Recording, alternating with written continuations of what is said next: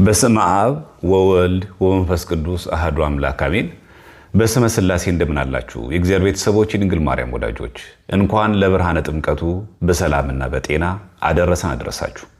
በሰሞኑ ታቦተ ሕጉን በተመለከተ ዮናታን አክሊሉና ትዝታው ሳሙኤል የተባሉ ግለሰቦች የሐዲስ ኪዳን መሰዊያ የሆነውን ታቦት ጽላት በመንቀፍ በሳቅና በስላቅ የታጀበ ለኢትዮጵያ ኦርቶዶክስ ተዋሕዶ ቤተክርስቲያን ያላቸውን ጥላቻ በውንጀላና በሐሰት ትርክት አቅርበው ነበር።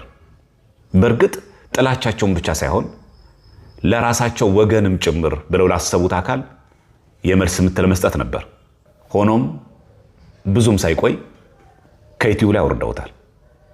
ቢሆንም ግን ታቦትን በተመለከተ ሰፋ ያለ ማብራሪያ በወንድማችን በኢዮብ ዘሚካኤል ፖድካስት ላይ ምላሽ ለመስጠት ተሞክሯል።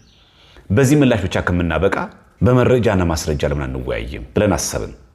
ስለሆነም ትዝታው ሳሙኤል ዮናታን አክሊሉ ፊት ተቀምጠ የኢትዮጵያ ኦርቶዶክስ ተዋሕዶ ቤተክርስቲያንን ታቦት ጽላት በተመለከተ ለተናገርከው ንግግር የኢትዮጵያ ኦርቶዶክስ ተዋሕዶ ቤተክርስቲያን ከምትቀበላቸው ከብሉይ ኪዳን፣ ከአዲስ ኪዳን፣ ከመጽሐፍ ቅዱስ፣ ከገድላት፣ ከድርሳናት ከቀደምት ቤተክርስቲያናችን አባቶች ቤተክርስቲያናችን ከምትቀበላቸው ከየትኞቹ መጽሐፍቶች ማስረጃ ማቅረብ የምትችል ከሆነ ለምን ገለልተኛ በሆኑ ቤቶች ለምሳሌ እንደ ቴዲ ሐዋሳ ቤት አንወያይም?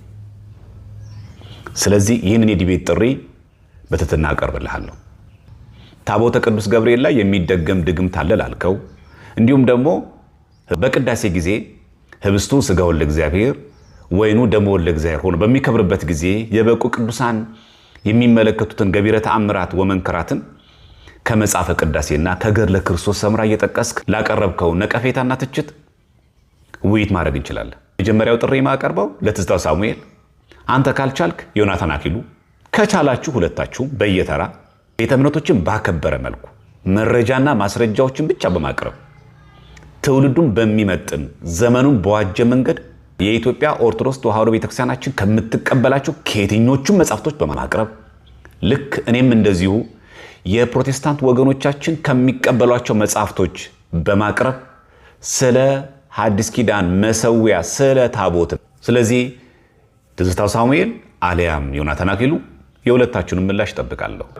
ያውም ደግሞ መረጃዎችና ማስረጃዎችን በማቅረብ አስተማሪ ውይይት እናደርጋለን ብዬ አስባለሁ። ሁላችንም ከነማህተባችን ለክብር ሞት ያብቃል። ወስብሐት ለእግዚአብሔር።